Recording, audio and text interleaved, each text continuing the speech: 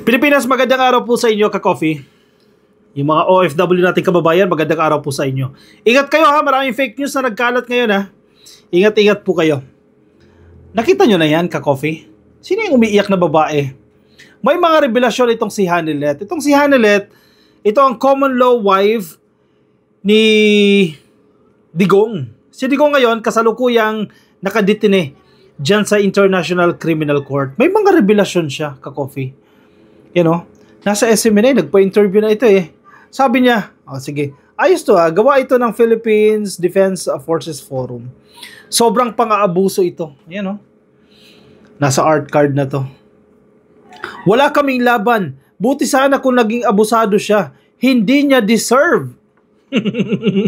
Mas mabuti pang chinugi nyo na lang siya doon.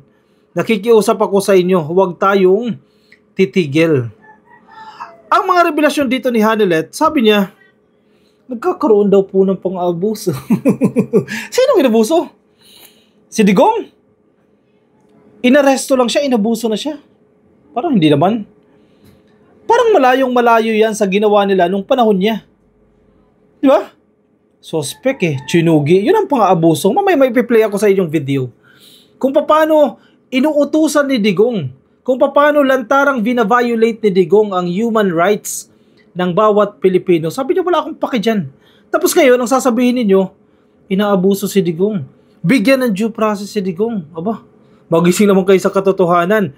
Hanilet Avancenia, longtime partner of former President Rodrigo Duterte, is outraged. Galit na galit over what she calls, and I quote, abuse. Wow! May pang-abuso. Following his arrest under the International Criminal Court or ICC warrant for crimes against humanity. In an emotional SMNI interview, she lamented that Duterte, who once championed a brutal tukhang, itong anti-drug war niya, was being deprived of basic needs after being taken from his homeland. Wow! Big word! Deprived daw po ng basic needs si Digong. Talaga ba? Parang hindi yan yung totoo. Parang sinagot ng konsulada ng Pilipinas dyan sa The Hague, yung mga pangangailangan ni Digong. Naka-Amerikana nga Deprived pa ba yun?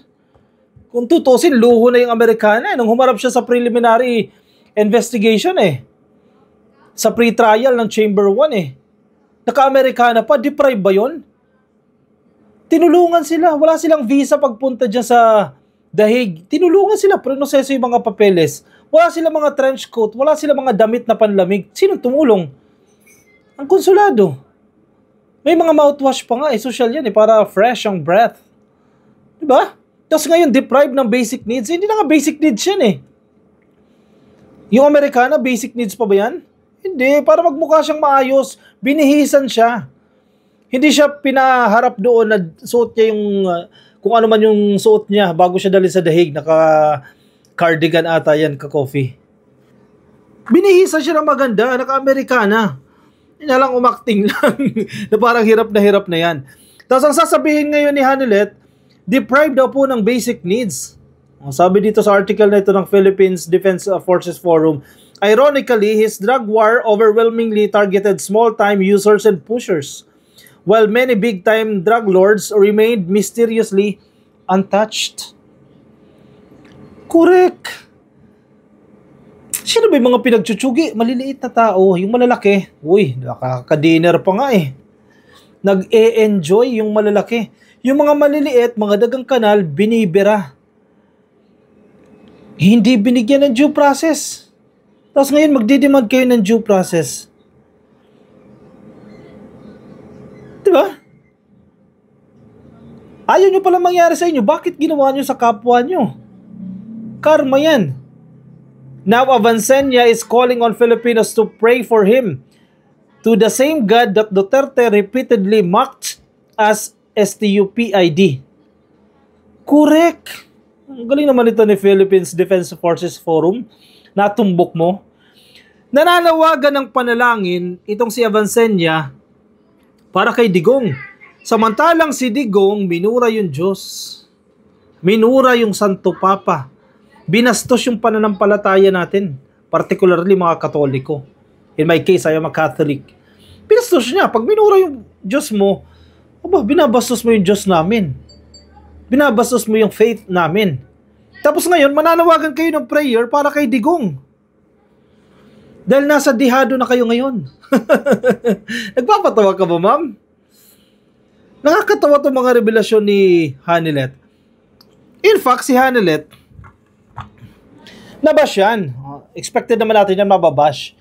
Kasi pinapasama siya dyan sa dahig. Sige, siya magbigay ng basic needs. Total, hindi naman daw nabigyan ng basic needs. Anong ginawa niya? Hindi siya sumama. Wala daw siyang passport. Paano man wala kang passport? Kararating mo lang ng Hong Kong. Tuloy si Sara, ura-urada, kinabukasan, tumakbo agad. Siyempre, ang gustong palabasin ng kampo ni Sara dyan, ako yung tunay na anak. Ako yung tunay na pamilya. Yan yung gusto nilang palabasin dyan eh. Gusto nilang i-highlight. Kaya magsasakripisyo lahat. Kailangan ko puntahan yung tatay. Pero si Hanilet, na siyang asawa, hindi siya sinamahan. Tapos ngayon yung revelasyon. Nako po! Huling-huli na kayo. Sige, pakinggan natin itong video na sinasabi ko sa inyo. Yung mga nagde-demand ng due process, inabuso daw sila. Tingnan ninyo yung sinasabi ni Tatay Digong. Teka, hanapin ko lang yung video, ha? Ganito ka bastos si Digong, tapos ngayon Mike, careful ha sa mga words ha, dahil medyo matitindi mga birada ni Digong dito eh. Play. Sila may order rin dyan siya to kill. Walang pakialam dyan sa human rights. I don't give a shit kung anong gusto nilang sabihin. This campaign against this war against the drug. Isa pa. Sila may order rin dyan siya to kill. Walang pakialam dyan sa human rights. I don't give a shit kung anong gusto nilang sabihin. This campaign against this war against the drug. Malinaw na malinaw. Ang order niya, shoot to kill. Diyan parang sa Davao ata yan, dyan sa Mindanao, may kainan niya, shoot to kill ang pangalan eh. Yan ang order niya. Sabi niya, wala akong pakialam sa human rights. Shoot to kill ang order niya sa authority niya, sa mga pulis niya. Wala akong pakialam sa human rights. Kahit ano pa raw sabihin niyo. Tingnan ninyo, yung pinagtatanggol ninyo, the same person na nagsabi, wala siyang pakialam sa human rights. Tapos ngayon, magde-demand kayo ng human rights para sa kanya. Di ba kayo nakakatawa dyan? Magde-demand kayo ng prayers para sa kanya. Yung taong binabastos ang human rights, yung taong binastos yung Diyos, yan yung hinihingi nyo ngayon para sa taong yun. Oy, gising-gising. Magising kayo sa katotohanan. Yung taong sinasabi nyong deprived ng due process, yung nag-deprive ng totoo ng due process doon sa mga biktima sa 30,000 na chinugi ninyo, the same person. Nag-utos kay Bato. Itong si Bato kaya dapat isunod din yan eh. Tapos ang palalabasin ninyo ngayon, inaabuso itong si Digong. Hindi binibigay yung basic rights niya. Yan ang pinapalabas ninyo. Anyari? Para makakuha kayo ng simpatsya, makakuha kayo ng boto para sa PDP laban senators. Patunayan ninyo, sana lumusot kayo ngayong senatorial elections. Kaya ginagawa ninyo para i-build up si Sara Duterte.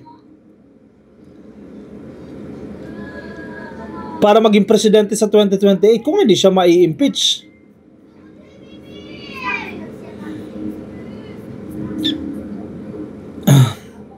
Magde-demand kayo ng fair trial. Kahit na hindi binigay ni Digong yan sa kanyang mga biktima, fair trial. Pero swerte kayo dahil mabait ang gobyerno. Mabait ang administrasyon. Ibibigay sa inyo yung fair trial na gusto ninyo. Commitment yan ng palasyo, kaya magpasalamat kayo kay PBBM, hindi ganyan kabrutal lang. Palas on Duterte, ICC. Palas on Duterte at ICC, a fair trial. Huwag na kayo kabahan. Dahil hindi naman kasing abusado ni Digong si PBBM. fair trial pa rin po ang maibibigay sa kanya. As supporters of former President Rodrigo Duterte continue to raise issues against his arrest, Malacanang said his first appearance before the International Criminal Court or ICC last Friday left no doubt that he was accorded due process. Huwag din na questionin yan, ICC na yan. Hindi yan tulad ng korte ni Digong nung panahon, hindi yan tulad ng administrasyon ni Digong. Na hindi uso yung salitang due process, hindi uso yung salitang human rights. ICC na yan. Tama yung sinasabi ng Malacanang, nabigyan siya ng due process. Kasi kung hindi siya nabigyan ng due process, palalabasin na yan ng laban. Narinig nyo ba sa balita? Duterte, nanlaban, ayun, timbog. Duterte nanlaban, tsugi. May narinig ka bang ganyang balita? Wala.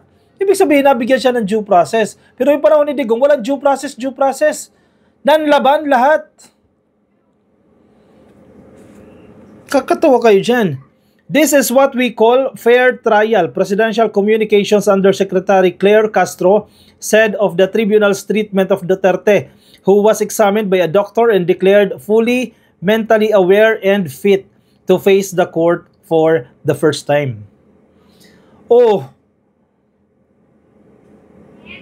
doktor na mismo dyan sa Dahiga nagsasabi, mentally and physically fit. Mentally aware and fit, not physically. Magkaiba kasi yun, sorry. Fully mentally aware and fit. That's the term. Nakakapag-isip ng tama, walang diferensya sa pag-iisip. Ewan, questionable. Depende sa definition, no? Kasi parang it doesn't show. Pero sabi ng doktor, mentally aware and fit. Kasi nga, nung nasa Hong Kong pa, nakakapagmura pa, ang lakas-lakas pa. Tapos pagdating doon, utal-utal na. Ang nasa dahig na, I'm Rodrigo Roa Duterte. Samantalang nasa Hong Kong, hinahabol ako ng ICC. Naku po, lakas-lakas ang boses pagdating ng dahig. Bumagsak. Best actor talaga to si Digong. Witnessing the first appearance attended by former President Duterte before the ICC, everybody could see how justice starts to roll down. The palace press officer said, correct. May hangganan yan. Yung pang-aabuso niya, may hangganan yan. Hindi yan forever. Ayan, kaya nakakatikim sila ngayon. Ayan. Sinisingil lang siya sa pinaggagawa niya. Kaya huwag kayong exage. Huwag kayong OA, mga DDS. Huwag kayong mga OA dyan. Sinisingil lang siya sa kasalanan niya. The court, Castro said, also confirmed that Duterte was informed of his rights as provided under Articles 66 and 67 of the Rome Statute, and that he was aware of the issuance of a warrant for his arrest written in the English language. O yun naman pala Hanilet Bakit parang pinapalabas niyo na may abuse na naganap? O, binigay sa kanya, ito yung mga karapatan mo, Mr. Duterte. Anong mga kailangan mo? Kailangan mo ng Amerikana? O sige, para magmukha kang disente. Binigay lahat yan. Tapos palalabasin ni Hanilet sa kanya mga revelasyon, deprive siya. Kaya kailangan natin mag-rally kasi deprived si Digong. Kailangan natin kumuha ng simpatsya para umalis na si Marcos dyan at iupo na si Sara Duterte. Therefore, it reveals further that former President Duterte was indeed afforded his fundamental rights as a suspect of crimes against humanity, especially murder, contrary to Duterte's camp statement, Castro said in a text message yesterday. Malinaw. Hindi deprive si Digong. Huwag kayong maniwala doon sa sinasabi ni Hanilet na deprive siya. Sila ang nag-deprive nung panahon nila, pero ngayon hindi. Matindi kayo no? Ay nako. Hindi natutulog ang Diyos. Sisingilin at sisingilin ang may kasalanan. Oh, yan na. Sinisimula na siyang singilin sa mga pinaggagawa niya. So 30,000 na chinugin niya, sinisingil na siya unti-unti. O siya ka-coffee, sige kayo, anong opinion ninyo dyan? Anong reaction ninyo dyan? I-comment dyan sa ating comment section. May mga gustong sabihin, ka-coffee, ilagay dyan sa comment section. Sa ating next video, pag-usapan natin itong si Sara Duterte kasi may mga nabulgar na naman na mga bagong pangalan na nakatanggap ng confidential funds niya. Mga pangalan na kaduda-duda. Nako, sa next video natin, pag-usapan natin yan. Yung mga nasa Facebook, please comment, share, and like ka-coffee. Yung mga di pa naka-follow, please follow po yung ating Facebook page ng Ka-Coffee. Mga nasa YouTube, pasuyo na lang din po. Please click yung subscribe and hit the notification icon para updated kayo every time we have new uploads. Maraming salamat sa mga sumama. See you in my next video, Ka-Coffee. Bye-bye.